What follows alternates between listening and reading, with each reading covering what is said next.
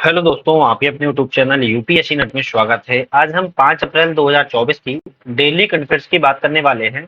Daily current affairs की जो आज की हम बात करेंगे, एमसीक्यू के साथ साथ वन लाइनर के जो करंट अफेयर्स होगी उसकी भी बात करेंगे।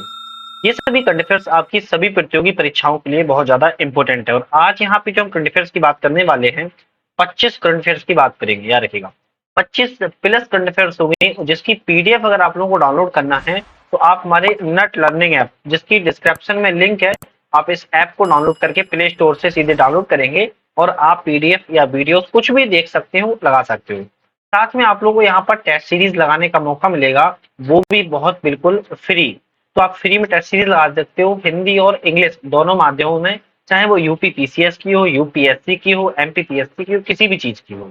तो यहाँ पर हम बात करने वाले हैं पहले क्वेश्चन की। जो आज का हमारा डेली कंटेस्ट का पहला क्वेश्चन क्या है? यूनियन स्टेट मैनेजमेंट कंपनी के जो मुख्य कार्यकारी अधिकारी, जिसको हम सीईओ के रूप में, किसे नियुक्त किया गया है? आप इनकी फोटो से पहचान पा रहे होगे, मधु नायर जी को नियुक्त किया गया है यूनियन एसेट मैनेजमेंट कंपनी के सीईओ के रूप में, इनकी नियुक्ति की गई है। इनके बारे में हम जान लेते हैं। जो मधु नावर है वो हार्वर्ड बिजनेस स्कूल के पूर्व छात्र रह चुके हैं। उनके पास बाजार क्षेत्रों में 25 वर्षों से अधिक साल का अनुभव, एक्सपीरियंस भी है। मधु नायर ने निवेश निवेश बैंकिंग में अपने करियर की शुरुआत की थी और केजेएमसी कैपिटल मार्केट्स के साथ 1998 से इन्होंने कार्य किया हुआ है। नायर अभी एचएसबीसी म्यूचुअल फंड में बिक्री एवं वितरण के प्रमुख जिम्मेदारी भी संभाल रहे थे। तो मधु नायर जी जो हैं, वो यूनियन एसेट मैनेजमेंट कंपनी के मुख्य कार्यकारी अधिकारी के रूप में इनकी नियुक्ति की गई है और ये बहुत इंपॉर्टेंट है, इसको याद रखिएगा। नेक्स्ट क्वेश्चन पे चलने से पहले अगर आप चैनल पे नए हो, सब्सक्राइब कर लीजिए, वीडियो पसंद आए लाइक कीजिए, बेल आइकन पे प्रेस कर लीजिए, जिससे कि आने वाले वीडियो का नोटिफिकेशन मिलता रहे। हमारी सोशल साइट की डिस्क्रिप्शन में लिंक है, व्हाट्सअप, टेलीग्राम, इंस्टाग्राम, यूट्यूब, सभी पे ज्वाइन कर लीजिए। ज्वाइन इसलिए कह रहा हूँ क्योंकि कोई भी एग्जाम का अगर नोटिस आता है तो आपको डायरेक्टली वहां पर पीडीएफ के फॉर्म में मिल जाता है। सेकंड क्वेश्चन की बात करते हैं, वेरी इंपॉर्टेंट है। किसने पत्र सूचना कार्यालय के प्रधान महानिदेशक का पदभार ग्रहण किया हुआ है? पत्र सूचना कार्यालय की बात कर रहे हैं। ये पत्र सूचना कार्यालय क्या होता है, आप जरा कमेंट करके बताइएगा तो समझ में आ जाए कि आपको इसके बारे में भी नॉलेज है या नहीं है। ठीक है, तो पत्र सूचना कार्यालय के प्रधान महानिदेशक का जो पदभार ग्रहण किया है, सैफाली बी शरण ने ग्रहण किया हुआ है। अगर हम बात करें कि पत्र सूचना कार्यालय होता क्या है, तो आपको पता होगा, पीआईबी एक न्यूज आती है, इस नाम से आप लोग बखूबी परिचित होंगे। इसी के वह निदेशक के रूप में नियुक्त की गई है, याद रखिएगा। सैफाली बी शरण भारतीय सूचना सेवा की 1990 बैच की अधिकारी हैं। उन्होंने भारत के चुनाव आयोग के प्रवक्ता के रूप में भी कार्य किया हुआ है। पत्र सूचना कार्यालय, जिसे हम पीआईबी के रूप में जानते हैं, यह भारत सरकार की एक नोडल एजेंसी है। किसकी है, याद रखिएगा, पीआईबी की बात कर रहे हैं। भारत सरकार की यह क्या है, एक नोडल एजेंसी के रूप में कार्य करती है, नोडल एजेंसी। तो अब ऐसा नहीं है कि मैं पत्रकारिता के बारे में आपको पढ़ा रहा हूँ, या लेकिन ये भारत सरकार की भारत सरकार की सूचना की एजेंसी है, इसलिए पीआईबी इंपोर्टेंट है। कई सारी हमारी जो करंट अफेयर्स रहती है पीआईबी से ही आते हैं, तो ये इंपोर्टेंट कहीं ना कहीं बन जाता है। पीआईबी नोडल एजेंसी है भारत सरकार के तहत, जो कि सरकारी नीतियों, कार्यक्रमों, पहलों एवं जो उपलब्धियां होती हैं उसकी प्रिंट वगैरह और इलेक्ट्रॉनिक मीडिया की जानकारी प्रचारित करने में काम करता है। तो इस तरीके से ये काम करता है। क्या रखे, गवर्नमेंट की जो पॉलिसीज होती हैं, जो प्रोग्राम्स होते हैं ना, तो इस सारी चीजों के बारे में बताता है।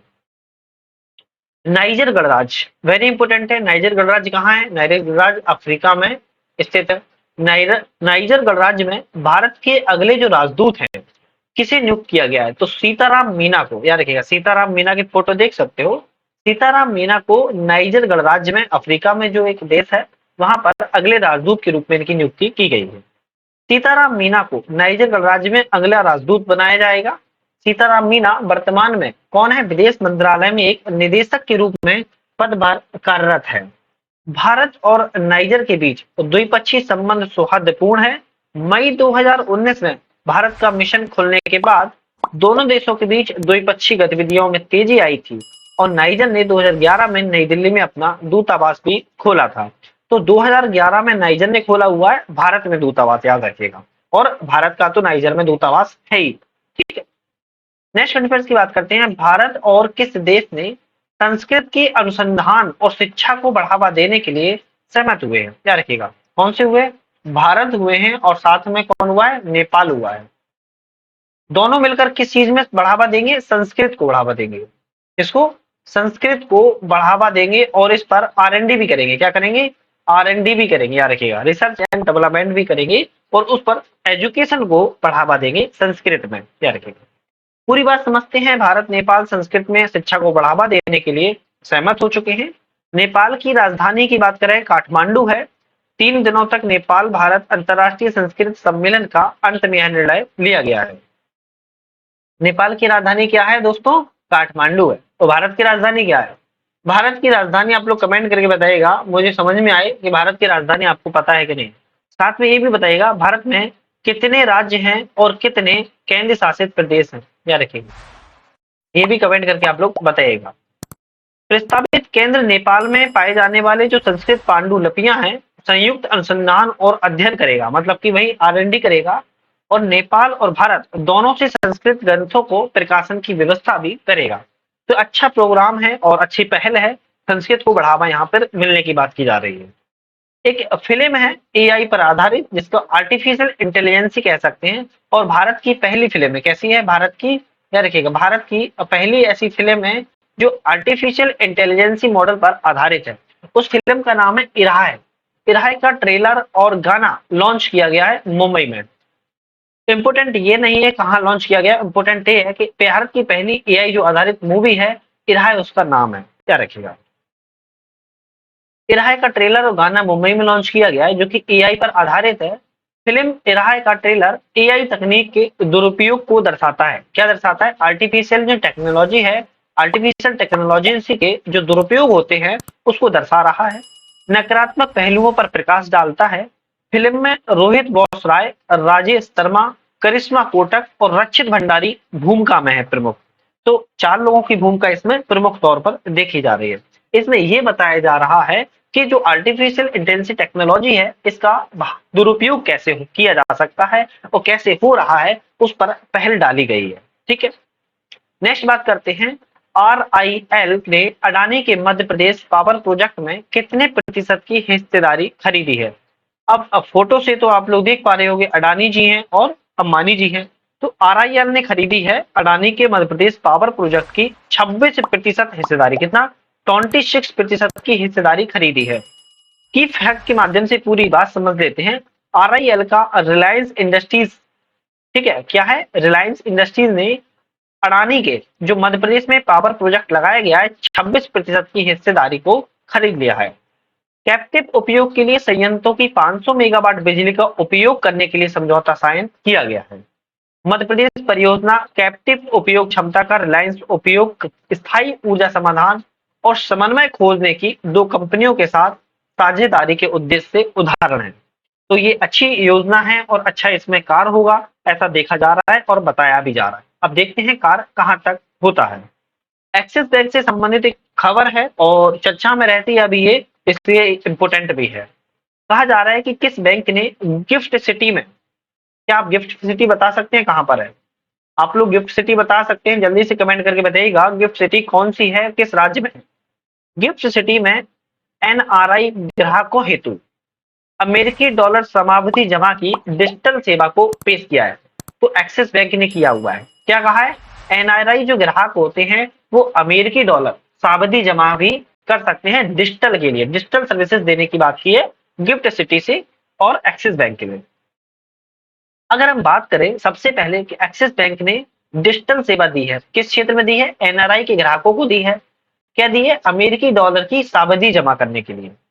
एक्सिस बैंक ने NRI ग्राहक अब जो ऋणदाता के द्वारा पेश किया गया मोबाइल बैंकिंग होता है, उस application open boy axis bank के माध्यम से, यार क्या है? ओपन बॉय एक्सिस माध्यम, ओपन बॉय एक्सिस बैंक के माध्यम से गिफ्ट सिटी में अमेरिकी डॉलर की सावधि जमा भी कर सकते हैं। Axis bank gift city deposit करने की डिजिटल यात्रा की पेशकश या पहला बैंक बना हुआ है। तो एक्सिस बैंक के बारे में आप क्वेश्चन आ सकता है कि ऐसा कौन सा बैंक है जिसने डिजिटल यात्रा के लिए अमेरिकी डॉलर की सावधि जमा भी शुरुआत की है, तो एक्सिस बैंक ने शुरुआत की हुई है। नेक्स्ट क्वेश्चन की बात करते हैं, इलेक्ट्रॉनिक्स और मैकेनिकल इंजीनियर्स के 33वें महानिदेशक के रूप में किसने पदभार ग्रहण किया हुआ है? तो जीएस सिदाना ने किया हुआ है। किसने? जीएस सिदाना ने इलेक्ट्रॉनिक्स और मैकेनिकल इंजीनियर्स के क्षेत्र में किया हुआ है महानिदेशक के रूप में पदभार। इनसे नियुक्ति की बात करें तो पहले वे 2 साल की अवधि के लिए ईएमई मिलिट्री कॉलेज के कमांडेंट पद पर थे। लेफ्टिनेंट जनरल जेएस सिदाना राष्ट्रीय रक्षा अकादमी खंडक वासला के पूर्व छात्र भी रह चुके हैं। 1985 में सेना में शामिल हुए थे और उनके पास 38 वर्षों का एक्सपीरियंस भी है। उन्होंने कमांड, रेजिमेंटल, इंस्ट्रक्शनल स्टाफ नियुक्तियों पर महत्वपूर्ण भूमिकाएं भी निभाई हुई हैं। तो ये इंपॉर्टेंट है, अपने आप में देखते रहेगा। चैनल पे आप लोग सब्सक्राइब नहीं किया है, सब्सक्राइब कर लीजिए। वीडियो पसंद आ लाइक कीजिए, अपने फ्रेंड सर्कल में शेयर कीजिएगा, मुझे मोटिवेशन मिलेगा और अच्छा लगेगा। साथ में नट लर्निंग ऐप नाम से, क्या रखिएगा, नट लर्निंग ऐप नाम से डिस्क्रिप्शन में ऐप की लिंक है, उससे भी डाउनलोड कर सकते हैं। यहाँ पर आप डायरेक्टली प्ले स्टोर पर सर्च करके भी डाउनलोड कर सकते हैं। तो नट लर्निंग ऐप है और आप इसको डाउनलोड करके पीडीएफ, वीडियो, सारा बहुत सारा टेस्ट मटेरियल है, उसको देख सकते हैं। क्वेश्चन की बात करते हैं, वेरी इंपॉर्टेंट क्वेश्चन है। आप लोग क्वेश्चन को समझ के समझोगे कि इंपॉर्टेंट है। कांगो की पहली महिला प्रधानमंत्री के रूप में नियुक्ति की गई है जुडिथ सुमनवा तुलका की, याद रखिएगा। तो इनकी नियुक्ति की गई है कांगो में। अब कांगो में इनकी अगर नियुक्ति की गई है, और कौन है? फर्स्ट लेडी है, प्रधानमंत्री के रूप में इनकी नियुक्ति की गई है। समझते हैं पूरी बात को। Democratic Republic of Congo Africa में है। कहां पे है? अफ्रीका में है, याद रखिएगा। राष्ट्रपति फिलिक्स ट्रेसी सेकेंडरी ने देश की पहली महिला प्रधानमंत्री को नियुक्त किया हुआ है। प्रधानमंत्री तुलका ने संघर्षरत पूर्वी प्रांतों में शांति और विकास लाने का संकल्प लिया है, क्योंकि इस समय जब तुलका जी का पद पर कार्यरत नियुक्ति की गई है, तो अगर देखोगे कांगो में ईस्ट में अभी अशांति फैली हुई है, तो इन्होंने कहा है शांति और हम विकास लाएंगे, उसका संकल्प लिया हुआ है। कांगो की बात करें तो अल्जीरिया के बाद अफ्रीका का दूसरा सबसे बड़ा देश है। तो अल्जीरिया सबसे बड़ा देश है, याद रखिएगा। अल्जीरिया की बात की जाए तो अफ्रीका का सबसे बड़ा देश है, और दूसरे नंबर पर आता है कांगो, जो अफ्रीका का दूसरा सबसे बड़ा देश है। वहां पर पहली प्रधानमंत्री की नियुक्ति की गई है कांगो में। नेक्स्ट करंट की बात करते हैं, उसके बाद हम लोग वन लाइनर की बात करेंगे और इंपोर्टेंट है। T20 क्रिकेट में 7,000 रन बनाने वाले, कितने याद रखिएगा, 7,000 रन बनाने वाले पहले भारतीय विकेट कीपर कौन बने हैं? तो MS धोनी बने हैं। कौन? आपके चहेते होंगे MS धोनी जी। MS धोनी कौन बने हैं? विकेट कीपर, वो भी 7,000 रन बनाने वाले पहले भारतीय बने हैं T20 क्रिकेट में। तो इन्होंने 7,000 रन बनाए हुए हैं। और महेंद्र सिंह धोनी की उपलब्धि आईपीएल में, यार किसमें? आईपीएल में। आईपीएल का फुल फॉर्म आप लोग कमेंट करके बताइएगा। आईपीएल में दिल्ली कैपिटल्स के खिलाफ खेले गए मैच में इन्होंने उपलब्धि हासिल की है। धोनी T20 में बतौर कीपर 7,000 रन बनाने वाले तीसरे खिलाड़ी बने हैं। क्विंटन डी कॉक 8,578 रन के साथ पहले नंबर पर हैं, और जॉश बटलर 7,721 के साथ दूसरे नंबर पर हैं, और उसके बाद भारत के MS धोनी तीसरे नंबर पर है। ठीक है, अब हम वन लाइनर करंट अफेयर्स की बात करेंगे, और वन लाइनर का ये आपके लिए धमाका है। ठीक है, हाल ही में हिंदी रंगमंच दिवस कब मनाया गया? 3 अप्रैल को, याद रखिएगा। कौन सा? हिंदी रंगमंच दिवस। किसने प्रतिष्ठित राष्ट्रीय प्रसिद्धि पुरस्कार जीता है? तो डॉक्टर कार्तिकेय कोमरी ने जो प्रसिद्धि पुरस्कार है उन्होंने जीता हुआ है। भारत के शीर्ष रैंक वाले शतरंज खिलाड़ी कौन बने हैं? तो अर्जुन एरिगेसी टॉप रैंक हासिल किए शतरंज के खिलाड़ी बने हुए हैं। भारत, मालदीव और किस देश ने दोस्ती 16 अभ्यास आयोजित किया है? तो याद रखिएगा, भारत ने किया हुआ है, मालदीव ने किया हुआ है, और श्रीलंका ने किया हुआ है। अब ये तीनों लोग मिलकर कौन सा अभ्यास करते हैं? तो ये तो करते हैं दोस्ती, याद रखिएगा। दोस्ती 16 अभ्यास ये लोग करते हैं, और ये इंपॉर्टेंट है, प्रीवियस ईयर में आ चुका है। ठीक है, नेक्स्ट क्वेश्चन की बात करते हैं। चर्चा में रहा ऑपरेशन संकल्प किस क्षेत्र से संबंधित है? समुद्री सुरक्षा से संबंधित है। ये समुद्री सुरक्षा ऑपरेशन संकल्प किस देश के लिए चलाया गया था? कमेंट करके बताइएगा। ऑपरेशन संकल्प समुद्री क्षेत्र से संबंधित है, इंपॉर्टेंट है। HAL ने किस देश को 2 ड्रोनियर 228 विमान सौंपे हैं। तो गुआना ने, याद रखिएगा, गुआना को सौंपे हैं एचएएल। एचएएल बोले तो भारत ने, किसने? भारत ने। आप कह सकते हो कि भारत के एचएएल ने गुआना देश को 2 ड्रोनियर 228 विमान सौंपे हुए हैं। टाटा इंटरनेशनल ने किसे प्रबंधक निदेशक के रूप में नियुक्त किया है? तो राजीव सिंघल को। ठीक है। किस देश की नवी के प्रमुख बी एडम मार्क हैमंड ने भारत का दौरा किया है? ऑस्ट्रेलिया के वो प्रमुख थे जिन्होंने बीएडीएम मार्क हैमंड ने दौरा किया हुआ है। एसोचेम के अध्यक्ष का पदभार संभाला है संजय नायर ने। नेक्स्ट बात करते हैं, बारबरा का रस निधन हुआ, वह कौन थी? तो बारबरा रस का निधन हुआ है, वो एक अभिनेत्री थी, एक्टर्स थी। अब्दुल फल फतेह सीसी किस देश के तीसरी बार राष्ट्रपति चुने गए हैं? मिस्र के। याद रखिएगा, इजिप्ट के चुने गए। कहां के चुने गए? मिस्र के। अब्दुल अल फतेह सीसी मिस्र देश के तीसरी बार, याद रखिएगा, थर्ड बार राष्ट्रपति के प्रेसिडेंट चुने गए हैं। रवि कोटा ने किस राज्य के मुख्य सचिव पर पदभार संभाला है? असम। कहां पे? असम राज्य में संभाला हुआ है रवि कोटा ने। किस देश ने केवल भारतीय पर्यटकों के लिए ई वीजा की सुविधा शुरुआत की है? याद रखिएगा, तो ई वीजा की शुरुआत की गई है और इंपोर्टेंट है, जापान देश ने की है शुरुआत, और केवल ओनली और ओनली भारतीय के लिए, किसके लिए? इंडियंस के लिए, भारत के लिए ई वीजा की शुरुआत की है भारत ने, जापान ने भारत के लिए। वेरी इंपोर्टेंट क्वेश्चन है, याद रखना है। कार्गो वॉल्यूम के मामले में भारत का सबसे बड़ा बंदरगाह कौन सा है? कार्गो वॉल्यूम, क्या बात कर रहा है? जो कार्गो का वॉल्यूम होता है, उस कार्गो के वॉल्यूम के मामले में भारत का सबसे बड़ा बंदरगाह पारादीप है। पारादीप कहां पे है? पारादीप उड़ीसा राज्य में स्थित है। कहां पर है? उड़ीसा राज्य में पारादीप स्थित है और सबसे बड़ा कार्गो का वॉल्यूम है। ठीक है, आज के लिए यहाँ समाप्त करते हैं। नेक्स्ट पेपर से पुनः मुलाकात करेंगे। वीडियो को बनाने का बहुत बहुत धन्यवाद।